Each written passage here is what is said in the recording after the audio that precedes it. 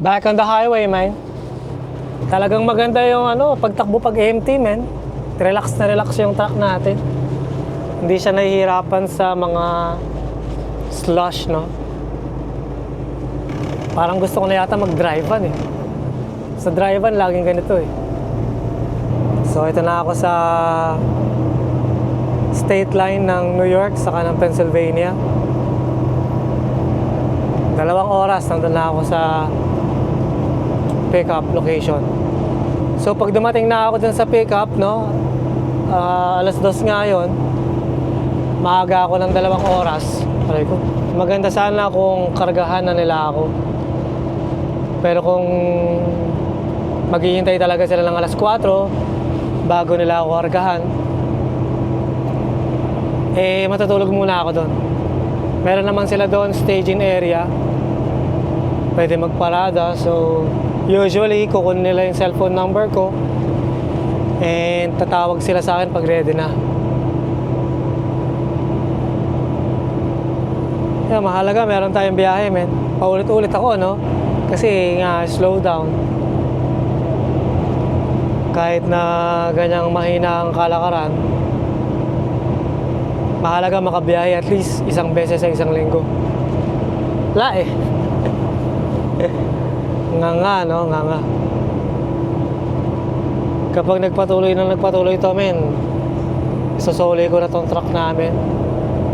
Siyempre, hindi na ako makakabayad nun, no?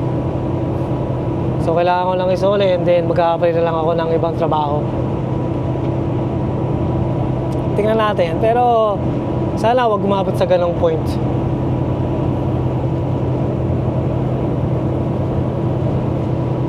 Talagang tsatsagain natin yan. Sabi nga nila, kapag ganito ang klaseng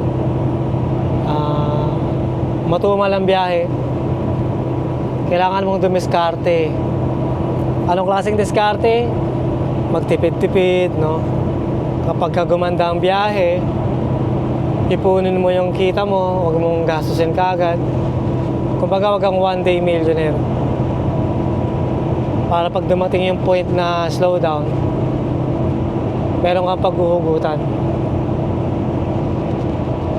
Ay, na panggastos.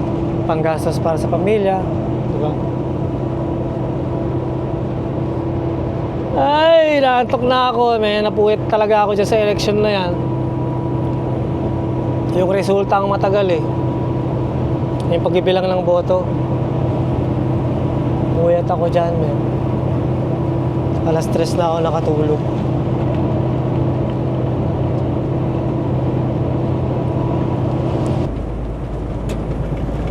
Ito na tayo sa Monica, man. Ano yung customer na pupuntahan natin paglagpas ng tulay.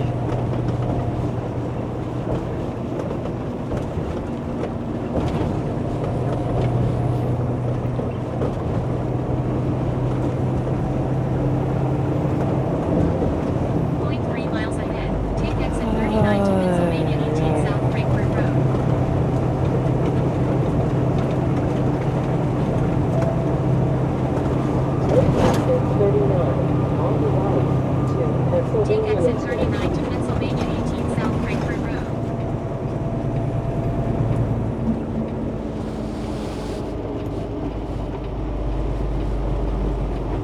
Point 3 miles ahead, keep right.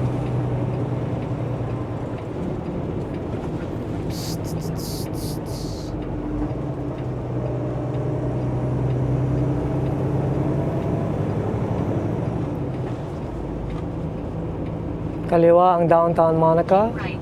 Dito tayo sa kanan ngayon para sa pickup.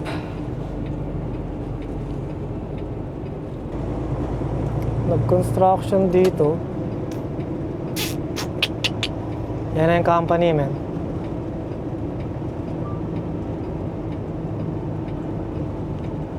Pasok tayo dito ngayon.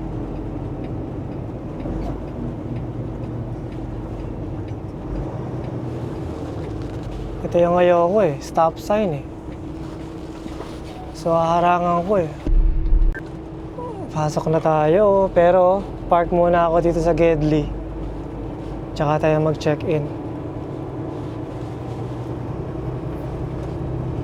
So, naka-check-in na ako. Pero maghintay daw muna ako sa may staging area. Kasi mag-change daw ng shift. So magpapalitan sila ng tao. Panghapon naman yung magtatrabaho ngayon, kaya maghihintay ako dito, men. Init.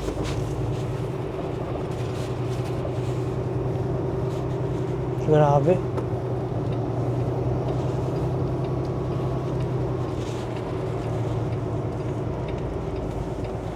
Ay, saan tayo maghihintay dito, men?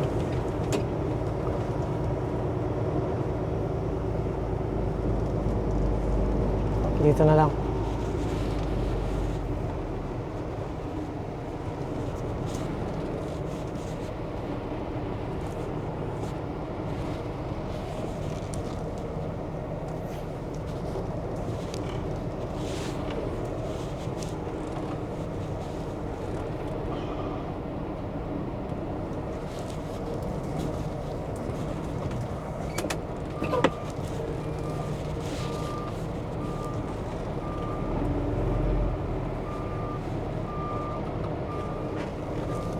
Walang maparadahan dito, ha.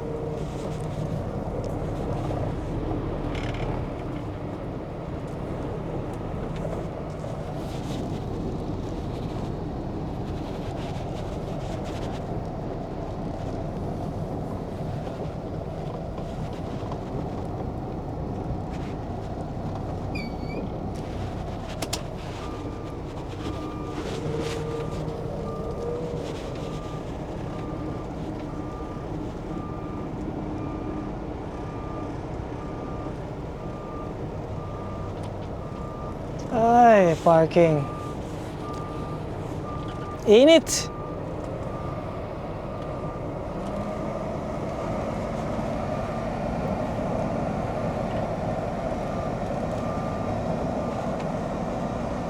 Sobra, init dito, man.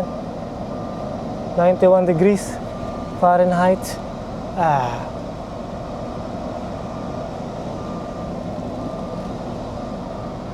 Kakauhaw.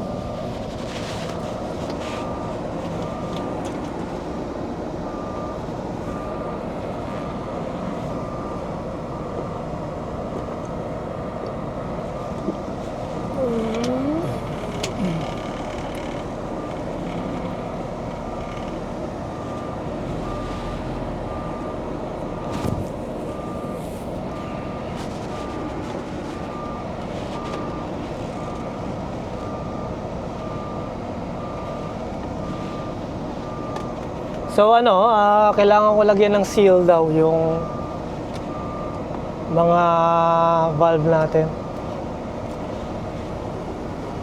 At gawin natin yan. Ang init, grabe. Kailangan lakasan ng electric fan, men.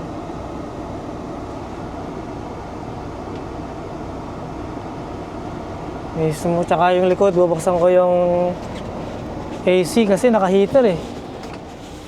Grabe. Laban. Lagyan natin ng top and bottom.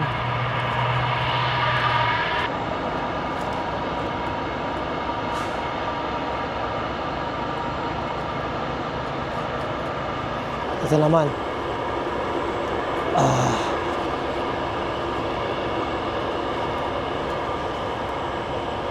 966 ang sa taas.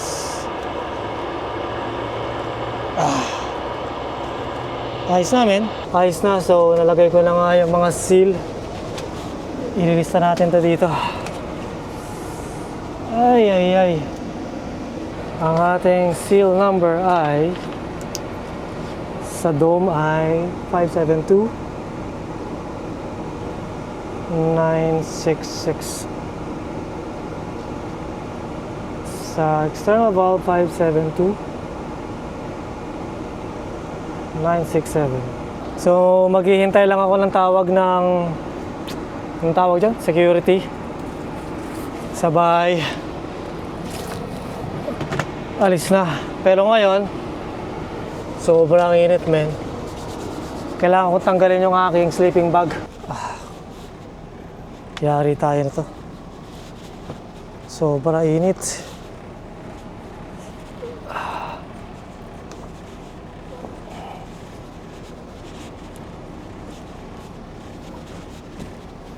Last year, no, nasira yung aking AC. Pero napagawa ko na. Hindi pwedeng hindi paggawa yung AC, men. Ewan ko kung naalala nyo, di ba? Naligo pa ako sa labas. Sa may tank wash nung umulan. Dahil nga wala akong AC noon, sira. Pero pinagawa ko na, men. Hindi pwedeng walang AC. May heat stroke tayo eh. Ay, sala sa init, sala sa lamig, men. Pangalawang beses ko na tong itatabi. Dahil nung minsan naman, lumamig na naman, kaya ako nilabas. So as usual, lalagay ko muna ito dito sa taas.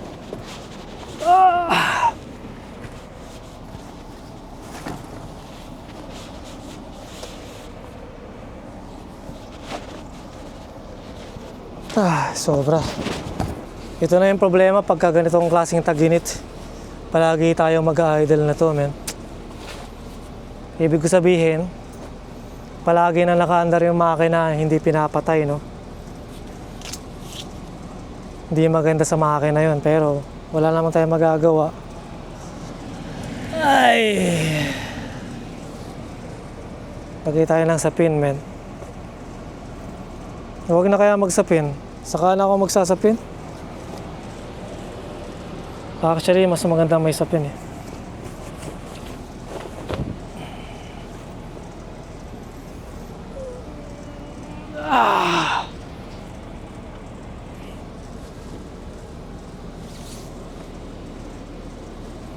Dito muna kayo. Yan.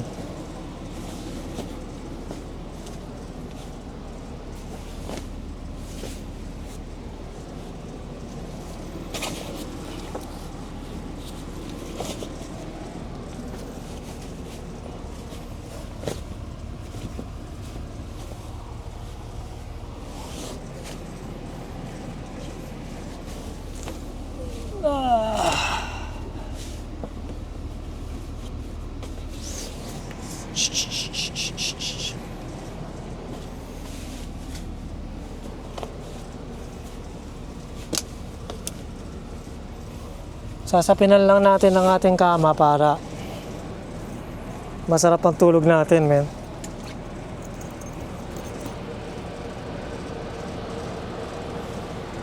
Sobra init. Siguro mga 35 degrees Celsius to. Mismo. Sobra.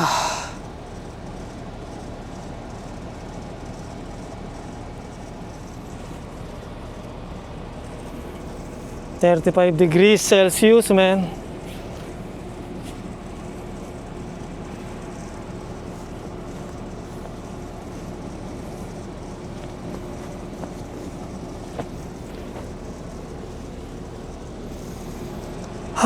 Sobrang init.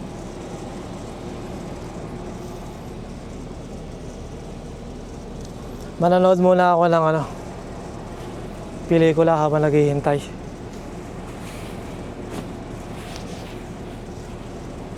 O kaya matutulog muna ako.